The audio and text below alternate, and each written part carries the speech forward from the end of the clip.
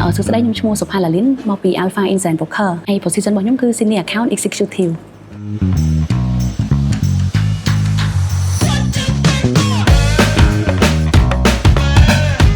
Insight Broker គឺជាក្រុមហ៊ុនអន្តរការីធានារ៉ាប់រងទូទៅនិងអាយុជីវិតឯករាជ្យមួយដែលបានបង្កើតឡើងដោយសហគ្រិនក្នុងស្រុកនិងដៃគូមកពីបរទេសហើយពួកគាត់គឺបាននាំយកមកនៅបទពិសោធន៍និងចំណេះដឹងផ្សេងៗដើម្បីយកមកផ្សព្វផ្សាយនៅក្នុងទីផ្សារដ៏វៃក្មេងមួយនេះក្រុមហ៊ុន Alpha គឺបានសហការជាមួយនឹងក្រុមហ៊ុនធានារ៉ាប់រងដើម្បីផ្ដល់ជូននៅផលិតផលនិងសេវាធានារ៉ាប់រងដ៏គួរឲ្យទុកចិត្តបានទៅដល់អតិថិជននៅក្នុងប្រទេសកម្ពុជាផ្ទាល់ហើយយើងក៏សង្ឃឹមថានឹងបានចូលរួមចំណែកនៅក្នុងការជំរុញទីផ្សារយ៉ាងហោចណាស់បានស្មើនឹងប្រទេសផ្សេងនៅក្នុងតំបន់ផងដែរ Accountability, trustworthy, proactive